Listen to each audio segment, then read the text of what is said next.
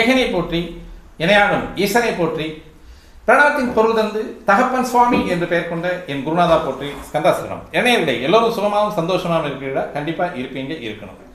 எல்லாருமே மனசுக்கு நிம்மதியாக வாழ கற்றுக்கலாம். அதுவே வாழ்க்கையில் மிக அருமது. நீங்கள் நம்ம சேனலுக்கு புதிய பார்வையாளராக இருக்கீங்க அப்படின்னு கண்டிப்பாக நம்ம சேனலுக்கு ஒரு சப்ஸ்கிரைப் பண்ணிக்கோங்க. இன்றைய பதிவு நமது கடகராசி நேயர்களுக்கு குரு பெயர்ச்சி பலன்கள் 2025 எப்படி இருக்கும் அப்படின்றத நம்ம பார்ப்போம். கொஞ்சம் வித்தியாசமான கோணத்தில் பார்க்கலாமே எப்படி தான் இருக்குது அப்படின்றது. குரு பெயர்ச்சி எதிர்வரும் 14/5/2025 வருடத்தில் புதன்கிழமை நாள் இரவு 10 மணிலிருந்து 10:45 ரிஷபராசியில் இருக்கக்கூடிய குரு மிதுனராசிக்கு வரக்கூடிய ஒரு அமைப்பு.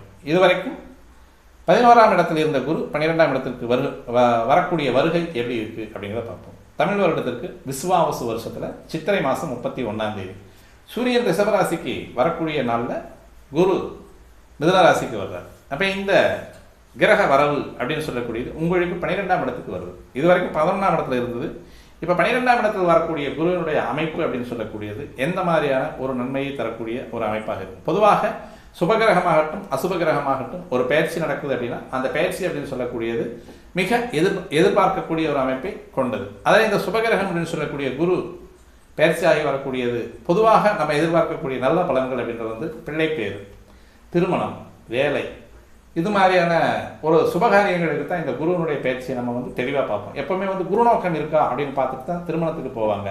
அப்போ இந்த ஒரு வருஷ காலத்தில் அந்த குரு சாதகமான இடத்துல இருந்து தசாபுக்திகள் சாதகமாக இருந்து அப்படின்னா திருமணம் அப்படின்றது நிச்சயமாக கைகூடும் அப்படின்றதுல இந்த குருவனுடைய பயிற்சியை அப்படியே எதிர்பார்த்துட்டு இருக்கக்கூடிய நிறைய மக்களுக்கு இந்த குரு பயிற்சி கடகராசி நேயர்களுக்கு எப்படி இருக்குது அப்படின்னு பார்ப்போம். ஏற்கனவே அஷ்டம சனியிலிருந்து இப்போ தான் 9ஆம் இடத்துக்கு சனி வந்திருக்கு. இப்போது லாபஸ்தானத்தில் இருக்கக்கூடிய குரு 12ஆம் இடத்துக்கு வரக்கூடிய அமைப்பு அப்படின்றது எப்படி இருக்கும்.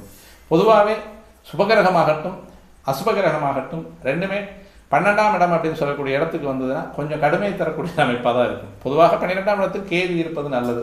மற்றபடியான அமைப்பில் சுபகிரகமாயினும் குருவாக இருந்தாலும் சரி, அசுபகிரகமாக சனியாக இருந்தாலும் சரி, 12ஆம் இடம் அப்படின்னு சொல்லக்கூடிய இடத்துல வரும்பொழுது தேவையில்லாத வீண் செலவுகளை கொடுப்பார்கள். பொதுவாக சனி தேவையில்லாத செலவுகளை கொடுப்பான், நம்ம எதிர்பார்க்காத செலவுகளை கொடுப்பான், நம்ம விரும்பாத செலவுகளை கொடுப்பான். குரு ஓரளவுக்கு நம்ம விரும்பக்கூடிய கொஞ்சம் பணம் போனாலும் பரவாயில்ல, நம்ம அதை நம்ம விரும்பின பொருளை வாங்கணும் அப்படின்ற ஒரு சந்தோஷத்தை கொடுக்கக்கூடியவன் தான் இந்த ரெண்டு கிரகங்களுக்கும் உள்ள வித்தியாசம் அப்படின்னு சொல்லக்கூடியது.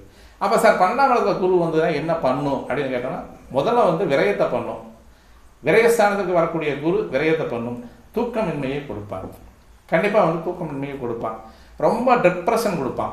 அந்த டிப்ரெஷன் கொடுக்கும்பொழுது என்ன பண்ணும் அப்படின்னா அந்த டிப்ரெஷனில் இருக்கக்கூடிய ஜாதகருக்கு கொஞ்சம் மனநோய் வர்றதுக்கான வாய்ப்புகளும் உண்டு. ஏன்னா சனி அதாவது சந்திரனுக்கு 12ஆம் இடத்துல குரு மறையிறது இது ஒரு யோகத்தையும் சொல்லக்கூடியது. இது உங்களுக்கு 10 சாட்டில் சந்திரனுக்கு 6, 8, 12 இருந்தால் சகடயோகம் அப்படின்னு சொல்கிறேன் இல்லையா. இப்போ இது ஒரு தற்காலிகமாக அந்த பொருளாதாரத்தை கரைக்கக்கூடிய ஒரு வன்மை உள்ளது அப்படின்றது 12ஆம் இடத்தில் சந்திரனுக்கு 12ஆம் இடத்துல குரு மறையக்கூடிய ஒரு அமைப்பு. அதுலேயும் மிதுனராசி அப்படின்றது குருவுக்கு பொருத்தமல்லாத வீடு. அதனால் கொஞ்சம் கடுமையை தரக்கூடிய குருவாகவே அமரக்கூடிய அமைப்பாக இருக்குது. சரி, 11ஆம் இடத்துல இருக்கும்போது குருவனுடைய அமைப்பு எப்படி இருந்திருக்கு அப்படின்னா கண்டிப்பாக பிள்ளை பேர், இடமாற்றம், திருமணம் இதையெல்லாம் கொடுத்துருப்பான். ஏன்னா லாப குருவாக இருக்கக்கூடியவன். லாப குரு சுக்கரனுடைய வீட்டில், அதாவது சுபகிரகம் இன்னொரு சுபகிரகத்தினுடைய வீட்டில் உட்கார்றது. பொதுவாக குரு சுபகிரகமாக இருப்பினும் சுக்கரன் சுபகிரகமாக இருக்கும்போது சுக்கரனுடைய வீடு குருவுக்கு உகந்த வீடு அல்ல. அதனால் இந்த 3ஆம் இடம் அப்படின்னு சொல்லக்கூடிய இடமாற்றத்தை கண்டிப்பாக கொடுக்கறதுக்கான வாய்ப்புகள் 11ஆம் இடத்துல இருக்கக்கூடிய குரு கொடுத்துருப்பார். அப்போ இடமாற்றத்தில் வெளியே போனவங்களுக்கு பிள்ளை பேர், நல்ல வேலை, நல்ல அந்தஸ்து, சமுதாயத்தில் நல்ல மதிப்பு அப்படின்றதெல்லாம் அந்த 11ஆம் இடத்துல இருக்கக்கூடிய லாப குரு தருவோம். பொதுவாக லாபஸ்தானத்தில் சுபகிரகத்தை காட்டிலும் கெடுகிரகங்கள் இருக்கக்கூடிய அமைப்பு நல்ல அமைப்பு. இதனால் 11ஆம் இடத்துல குரு வரும்பொழுதும் பெருசாக பாதிப்பை தர மாட்டேன். 12ஆம் இடத்துக்கு வரும்போது முதல்ல கை வைக்கிறது அப்படிங்கிறது தூக்கம். அந்த தூக்கத்தினால் வரக்கூடிய மனக்கவலை, அந்த மனக்கவலையால் வரக்கூடிய ஒரு இறுகிய மனசு, இது அந்த டிப்ரெஷன் அப்படின்னு சொல்லும் இல்லையா. அப்போ அந்த இறுக்கமான மனசை தரக்கூடியவனாக இருப்பான். ஒரு சில நேரங்களில் உடல் பலவீனத்திற்கும் உடல் உபாதைகளுக்கும் காரணமானவனாகவே இந்த குரு அமையக்கூடிய ஒரு அமைப்பிலும் இருப்பான். அப்போ அந்த நேரத்தில் நம்ம இந்த பொதுவாக 12 குரு வரும்போது 12 சனி வரும்போது விரயத்தை பண்ணுங்க அப்படின்னு சொல்லுவாங்க. அப்போ அந்த விரயத்தை பண்ணால் எல்லாமே சரியாக போயிருமா அப்படின்னா இந்த சுப விரயங்களாக இதுவரைக்கும் உங்களுடைய நோக்கத்தில் நான் இதை செய்யணும், இது வாங்கணும், இதை நான் எதிர்பார்த்துருக்கேன், இது இந்த இந்த விஷயம் நடந்தால் பரவாயில்ல, இந்த இடம் வாங்கினா பரவாயில்ல, இந்த வண்டி வாங்கினா பரவாயில்ல, இந்த மாடல் பார்த்து வச்சுருக்கேன், இந்த மாடலில் வந்து இந்த வண்டி எனக்கு வாங்கினா நல்லா இருக்கும் அப்படின்னு சொல்லி நினைக்கிறவங்களுக்கு இந்த 12ஆம் இடம் வந்து நல்லா ஒர்க் அவுட் ஆகும். சில நேரங்களில் வந்து வண்டி வாங்குறதுக்கும் ஒர்க் அவுட் ஆகும், இடம் வாங்குறதுக்கும் ஒர்க் அவுட் ஆகும். அதேமாதிரி வந்து நல்ல கரியரில் வந்து முன்னால் போகிறதுக்கு, முன்னேறி போகிறதுக்கும் நல்லா ஒர்க் அவுட் ஆகும். சில நேரங்களில் வந்து ஐசோலேஷன்லேயும் படுக்க வைக்கும். ரெண்டையுமே செய்யும் இந்த குரு. சுபவிரய செலவுகளையும் கொடுக்கும், இதேமாதிரி நமக்கு ஒவ்வாத செலவுகளையும் கொடுக்கறதுக்கு வாய்ப்பு இருக்குது. சனியாக இருந்தால் விசுக்கு சொல்லிதான், அது விரைய செல்லினா தேவையில்லாத விரயங்களை கொடுக்கும். ஏதாவது 2 சொத்தை விற்று ஈடு கட்டிக்கிங்க அப்படின்னு சொல்லலாம். குருவாக இருக்கும்போது சுப விரயங்களையும் செய்யும். பிள்ளைகளுக்கு திருமணத்தை செய்து வைக்கக்கூடிய ஒரு அமைப்பையும் கொடுக்கும். அதேமாதிரி நமக்கு வேலைக்காக இந்த நேரத்தில் வந்து யாராவது வந்து ஒரு டொனேட் கொடுத்து வேலைக்கு சேர்றது, முன்பணம் கொடுத்து வேலைக்கு சேர்றது, இது மாதிரியான அமைப்புகளில் இருந்தால் கண்டிப்பாக நீங்கள் வந்து அந்த முன்பணத்தை நம்பி கொடுக்கலாம். நம்பிக்கையானவங்கள்ட்ட கொடுக்கணும். நம்பி கொடுக்கலாம்னு சொல்கிறது வந்து யார்கிட்ட கொடுக்குறதுங்கிறது தெரியாமல் இருக்கும் இது வரைக்குமே. இப்போ யார்கிட்ட கொடுக்குறது அப்படிங்கிற ஒரு ஐடென்டிஃபிகேஷன் வரும். அந்த நபர்கிட்ட நீங்கள் கொடுத்து உங்களுடைய வேலைக்கு நீங்கள் சேரக்கூடிய ஒரு அமைப்பு நல்ல அமைப்பாக இருக்கும். அதேமாதிரி வந்து வண்டி வாகனங்களில் வந்து கொஞ்சம் கவனமாக போய் வரணும். இரவு நேர பயணங்களை தவிர்ப்பது மிக மிக நல்லது. அப்படி இல்லை அப்படின்னா கொஞ்சம் இடைஞ்சலை கொடுக்கக்கூடிய ஒரு அமைப்பாக இருக்கும். இந்த இடத்துல நமக்கு இப்போது வம்பு வழக்குகளில் இருந்த அந்த கோர்ட்டு கேஸு இது எல்லாமே வந்து ஓரளவுக்கு ரெக்கவர் பண்ணக்கூடிய ஒரு அமைப்பாக இருக்கும். சிலருக்கு நல்ல தசாபுத்திகள் நடந்துட்டு இருந்தது அப்படின்னா கண்டிப்பாக அதை தீராத வியாதி அப்படின்னு தொடர் வியாதியாக இருக்கக்கூடிய ஒரு ஆஸ்துமா, வீசிங் கம்ப்ளைண்ட்டு, அதே மாதிரி வந்து எனக்கு ஒரு சொரியாசிஸ் இருக்குது சார், அது வந்து இன்னும் இது வரைக்குமே எனக்கு தீரலை, இந்த மூட்டுக்கு இருக்கக்கூடிய வலி, சரவாங்கி, இது மாதிரியான அந்த நீர் சம்மந்தமாக வரக்கூடிய அந்த வியாதிகள் முற்றிலுமாக ஏதோ ஒரு வகையில் ஒன்று நாட்டு மருந்து சாப்பிட்டு ரெடியாகக்கூடிய ஜாதகர்களும் உண்டு. அதே மாதிரி வந்து அலோபதியில் சிலருக்கு சரியாகக்கூடிய ஒரு அமைப்பும் இருக்கும். சாதாரணமாக யாரோ ஒருத்தர் கை கால் பிடிச்சி எண்ணெய் போட்டு நீர் விட்டாங்கன்னா கூடவும் சரியாகும் அப்படின்ற மாதிரியான ஒரு அமைப்பு இருக்குது. 12ல் இருக்கக்கூடிய குரு ஐசோலேஷனும் போக வைக்கும். அதே மாதிரி வந்து ரொம்ப காலமாக இருக்கக்கூடிய அந்த வியாதியும் க்யூர் பண்ணிவிடுவான். இது ரெண்டுமே செய்வான் இந்த 12ல் வரக்கூடிய குரு. அதனால் வந்து இந்த 12ல் வரக்கூடிய குருவிற்கு நீங்கள் உங்களுடைய வழிபாடு அப்படின்னு சொல்லக்கூடியது சாதாரணமாக சிவன் வழிபாடு எடுத்துக்கிறது நல்லது. அதே மாதிரி வந்து மலை மேல் இருக்கக்கூடியது சும்மா சின்ன அளவில், பெரிய லெவலில் பெரிய மலை மேலே ஏறி கும்பிடணுங்கிற அவசியம் இல்லை. குன்று அப்படின்னு சொல்லக்கூடிய ஒரு 100 படிக்குள்ள அல்லது 50 படிகளுக்குள்ளே இருக்கக்கூடிய முருகன் கோயில் நீங்கள் எடுத்து நீங்கள் வழிபாடு செஞ்சீங்க அப்படின்னா நல்லாயிருக்கும். அந்தந்த நமக்கு வந்து திருப்பரங்குன்றம், அதே மாதிரி வந்து இதில் தணிகை மலை முருகன், அதே மாதிரி பழனி மலை முருகன் கூட ஒரு 600 படி இருக்குது. அது கீழே வந்து நம்ம இதில் கும்பிட்டு போயிடலாம். திருஆவினன்குடியில் வந்து ஒரு வணக்கத்தை போட்டு போயிடலாம். அப்போ இது மாதிரி நிறைய இடங்களில் வந்து இந்த சென்னிமலை ஆண்டவர் அவரெல்லாம் வந்து கொஞ்சம் ஒரு 100 படியிலேருந்து 200 படிக்குள்ளே இருக்கக்கூடிய முருகன் கோயில் இல்லை. சில இடங்களில் வந்து கிராம பகுதிகளில் வந்து அந்த கரண்ட் மேலே இருக்க முருகன் கோயில் அப்படின்னு சொல்லுவாங்க இல்லையா, அது மாதிரியான முருகன் கோயில் வழிபாடுங்கிறது வந்து மிக மிக அருமையான பலனை தரக்கூடிய ஒரு அமைப்பாக இந்த 12ஆம் இடத்துக்கு வரக்கூடிய குரு பகவானுடைய இந்த 12ஆம் இடத்து இழப்பை சரி கட்டுவதற்கு முருகப்பெருமான் வழிபாடு மிக மிக உகந்தது, உத்தமமானது. இப்போ இந்த 12ஆம் இடத்துல வரக்கூடிய குருவுக்கு ஏற்கனவே ஒரு கிரகம் அந்த இடத்துல இருக்குது சார். அப்போ எனக்கு வந்து பலன் எப்படி இருக்கும் அப்படின்னு கேட்டிங்க அப்படின்னா சூரியன் இருக்காருன்னு வச்சுக்கோமே. அப்போ அந்த இடத்துல 12ஆம் இடத்துல ராசிக்கு 12ஆம் இடத்துல சூரியன் இருக்கக்கூடிய அமைப்பு, இந்த இடத்துல வந்து குரு வரும்பொழுது குரு தனது தன்மையை மாற்றுவார். அப்போது உங்களுக்கு வருமானத்தை அதிகமாக கொடுப்பான், நிறைய பொருளாதாரத்தை கொடுப்பான், நிறைய வேலை வாய்ப்பு அதிகமாக கொடுப்பான். இப்போ தான் உங்களுடைய பயோகிராஃபெலாம் அடுத்தவங்க கண்ணுக்கு தெரியும். எல்லா கம்பெனிக்கும் நீங்கள் ஒரு இன்டர்வியூ போட்டிருந்தீங்கன்னா அந்த இன்டர்வியூவில் வந்து உங்களுடைய சொல்தன்மை அவங்களுக்கு பளிச்சுன்னு தெரியும். இப்போ தான் உங்களுக்கு இன்டர்வியூ கொடுக்குவாங்க. ஏன்னா இதுதான் வெளியே கடத்தக்கூடிய ஒரு இடமாச்சு 12ஆம் இடம் அப்படின்றதுனால. அப்போ இந்த அமைப்பு அப்படின்னு சொல்லக்கூடியது வருமானத்தை தரக்கூடிய வழிமுறைகளை ஏற்படுத்தி கொடுக்கக்கூடியவனாக அந்த 12ஆம் இடத்துல சூரியன் இருந்தால் செய்வார் சார். அடுத்து செவ்வாய் இருக்குது. இந்த செவ்வாய் இருக்கும் பொழுது கண்டிப்பாக நிலபுலன்கள் வாங்குவதற்கு, நினைச்ச வண்டி வாகனங்கள் வாங்குவதற்கு ஏதுவான நேரமாக இந்த செவ்வாய் இருக்கும் பொழுது அமையும் சார். ஒரு வேளை வந்து 12 கூடையவன் அங்கேயே இருக்கார், புதன் அங்கே இருக்காருன்னு வச்சுக்கோமே. இப்போ இந்த நேரத்தில் சொத்து பத்துக்கள் நிறையா வாங்குறதுக்கான வாய்ப்புகள் நிறைய உண்டு.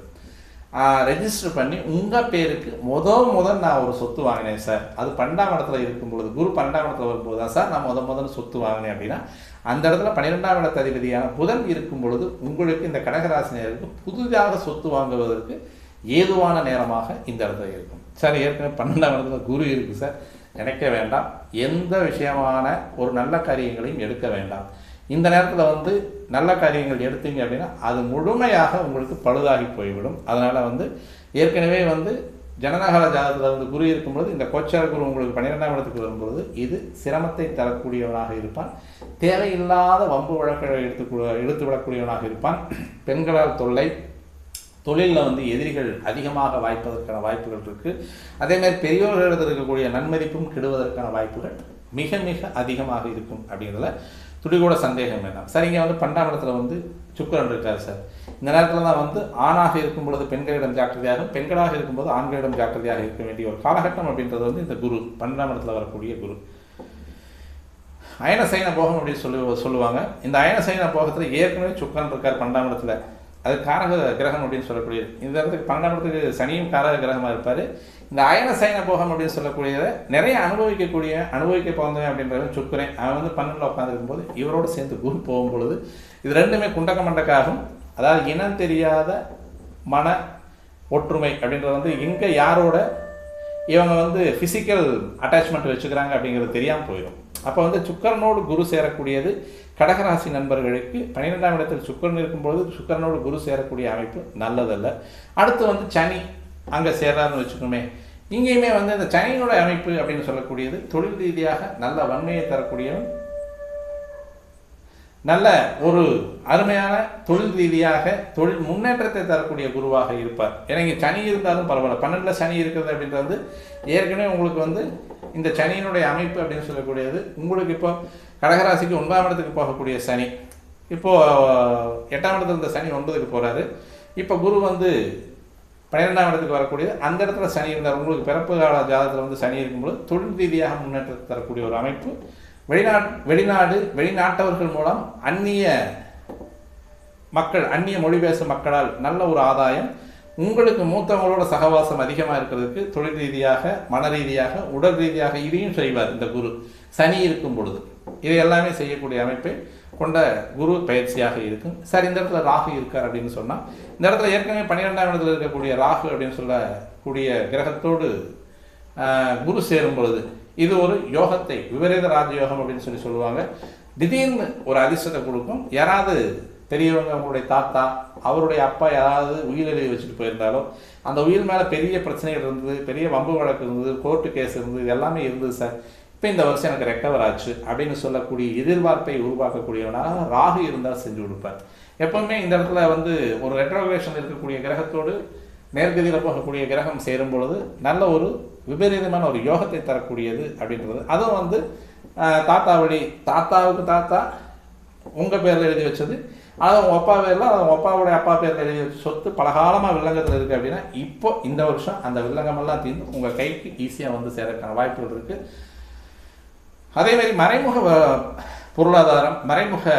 பொருளாதாரத்தில் வரக்கூடிய வட்டிக்கு விடுறது, அதே மாதிரி ஷேர் மார்க்கெட்டில் போடுறது, இன்சூரன்ஸ் பணம் வர்றது, இது எல்லாமே இந்த நேரத்தில் ராகு இருந்தால் அதெல்லாம் செஞ்சு கொடுத்து முடிப்பார். கேது இருக்கார் சார் 12ஆம் இடத்துல கேது இருக்கக்கூடிய இடத்துல இப்போ குரு அந்த இடத்துல இருக்கார் அப்படின்னா நல்ல ஒழுக்கம் வரும், நல்ல பக்தி வரும், நல்ல சிந்தனை வரும், தெளிவான முறையில் ஒரு அமைதியான வாழ்க்கையை வாழணும் அப்படின்ற ஒரு அமைப்பு இந்த இடத்துல கேது இருந்தால் சேரும். அப்போ இந்த 12ஆம் இடத்துல இருக்கக்கூடிய குருவினுடைய அமைப்பு அப்படின்னு சொல்லக்கூடியது உங்களுக்கு 4ஆம் இடம், 6ஆம் இடம், 8ஆம் இடத்துக்கு பார்வை அப்படின்னு சொல்லக்கூடியது நல்ல தொழில் வளம், முன்னேற்றம், வழக்குகளில் விடுபடுதல், நல்ல நிலபுலம் வாங்கி தனது மனதிற்கேற்ப சுக சந்தோஷங்களோடு அந்த கிரக அமைவுகளோடு இருந்தது அப்படின்னா கண்டிப்பாக இந்த குருவினுடைய பார்வை உங்களுக்கு நன்மையை தரும் அப்படின்னு சொல்லி நம்ம இந்த வீடியோ முடிச்சுக்கலாம். மீண்டும் நல்ல ஒரு பதிவோடு உங்களை சந்திக்க வருகிற நண்பர்களே, நன்றி, வணக்கம்.